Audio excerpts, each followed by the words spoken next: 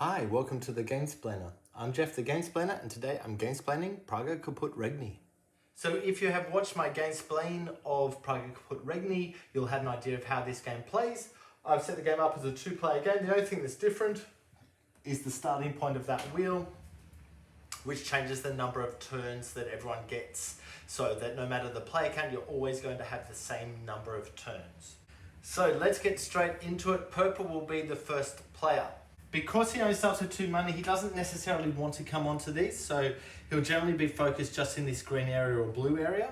And he thinks right from the outset it's probably worthwhile taking this one to get some more gold, and he can gain 3 gold for that. The spot he's taken it from will give him a stone as well, and that goes in. This piece then goes there, and the whole wheel turns around. Green is going to start with one of these, so he gets to spend a gold on an egg, which he will do. So 1 gold for an egg. He thinks he's going to do this action to start with, which allows him to get one of these 3 as an upgrade. He thinks it's probably worthwhile taking this one, and he'll put that over that spot, so he is gaining the same thing. What that does is pushes him forward 1 on the university track, but allows him to get some archers pretty early on in the game. Moving on back to Purple's turn. Purple thinks there's value in taking this, so he gets a point for taking that one. He can take the stone and get another point, or he can take this piece out of the red. He thinks there's value in actually going after the stone at the moment, so he'll get another point for that bonus. With the stone, he could take 2 stone, or he could move forward and take 1. He thinks he'll move forward on that track and take 1 stone. Because this wasn't able to go in, because that was there, he actually pushes that forward twice. It's back to Green's turn. Green really does need to have some gold and some stone, so he thinks he might grab this one, so that gets him a white arch. He's going to take the gold, and that will gain him 3. 1, 2, 3, and push that back in. Back to Purple. Once again, Purple thinks it's worthwhile taking the mining action, so he'll take 2 points and do the mining action, but this time he's going to take everything on this side of where he currently is, so he gets 3 stone and 1 point. There's the 1 point. 1, 2, 3 stone. Now he's just removed that cube to get that around, which means that pushes him forward 1 on this track, which allows him now to get 1 of these tokens. And what he thinks he'll do is grab this one. That's going to give him 2 points every time he upgrades his gold mine. That goes back in, and we move forward over to Green's turn. Green's going to take this. Sorry, that should have been replaced straight away. I do apologize. He really wants to add a wall in. So he's going to get 2 stone for taking that. 1, 2. Now he's going to add a wall, which is one of these 3. And he'll add this one, which is 2 stone and 1 gold. So 1, 2 stone, 1 gold. He can pick a location to put this in. And he thinks he's actually going to place it there as a starting point. So he gets the stuff that's in the gold mine, so he gets 3 gold for that. 1, 2, 3, which gives him a book, which allows him to choose one of these 3 elements. This will get him 2 points every time he moves up on one of these tracks. It's probably worth his while to take that. Now, because he's placed a wall just here, he gets to do this action and this action. So he's going to do that action first up, which is the upgrade action. He can spend a coin to get a white arch as he's doing that, so he'll do that for sure. He's upgrading something, and he thinks there's value in upgrading the spot next to him. He just needs to pick the direction that faces. So if it faces that way, he's not going to get any benefit out of that. But if he faces that way, he'll not get any benefit out of that. It's probably actually more worthwhile to face that way, to be honest with you.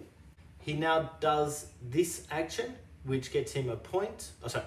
By adding that, he gains one more in that space. Now, he does this action because of that tile, so he gets another wall piece and a point. He's only got 2 stones, so he can't do that one, so he'll take this piece, which costs him a stone and a gold. 1 stone, 1 gold. He can place it where he likes. Now the problem is, if he places it just here, he can do the stone again, but the wall again, but he doesn't have enough stone to actually be able to do that wall. If he places it here, he can do another upgrade, and he can do that. It might be his best action. So if he places that there, he's paid for it. He gets 2 white arches because we've got those 2 facing towards each other, so it's 1 for each. He now gets to do an upgrade, and he might as well do the upgrade on that one, which gets him another point in that university track.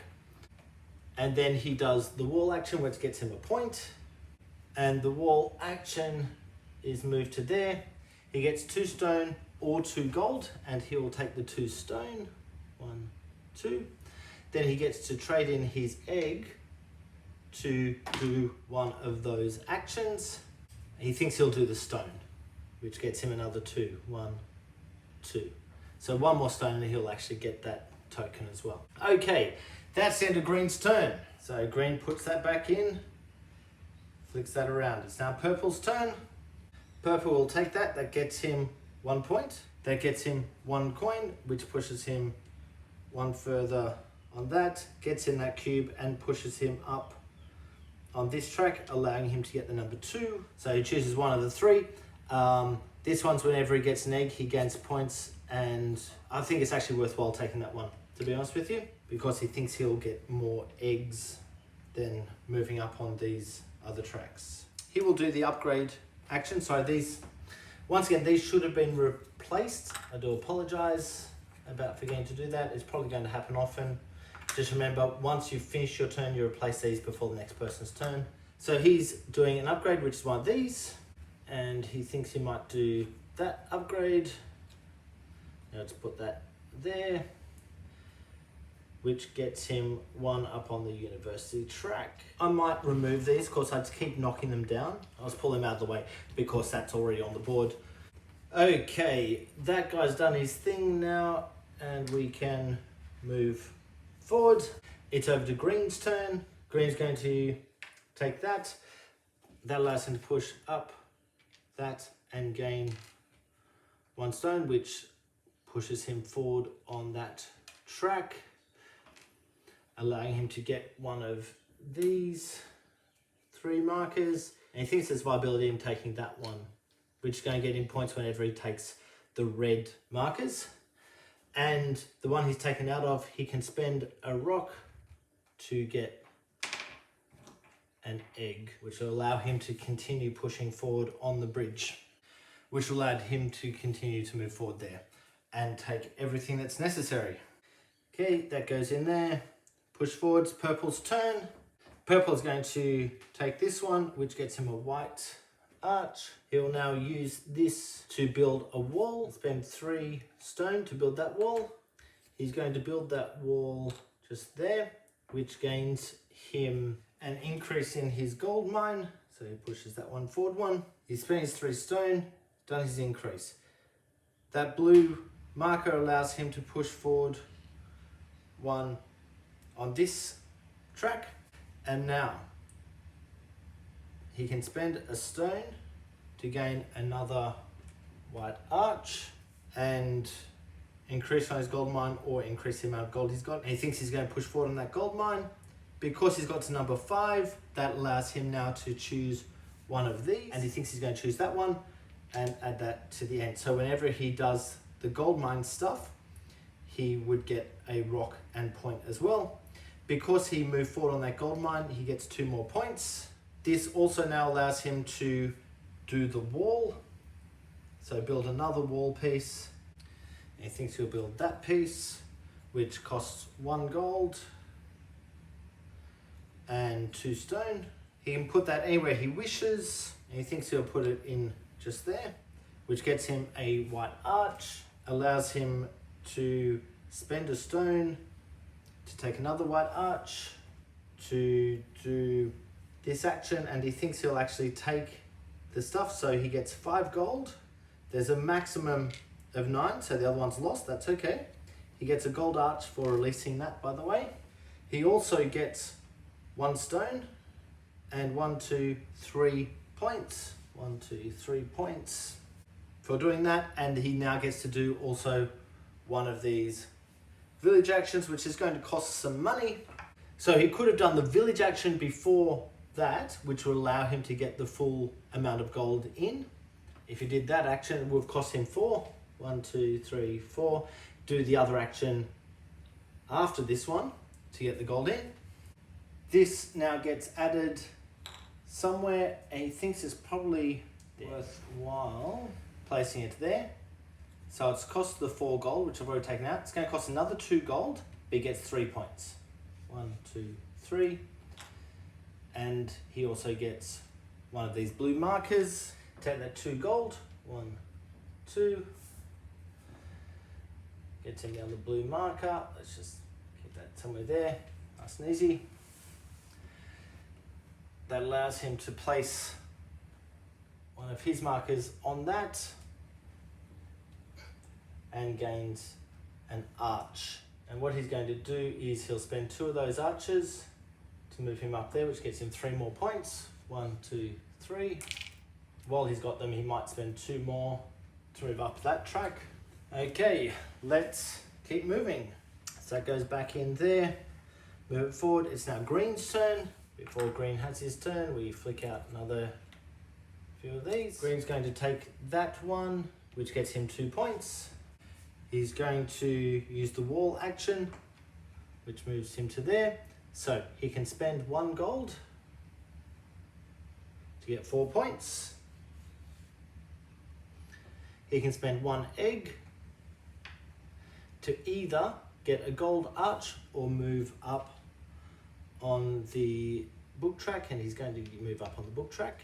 That's all he can do with that one. Because I gained him 2 points, he can gain another point for that.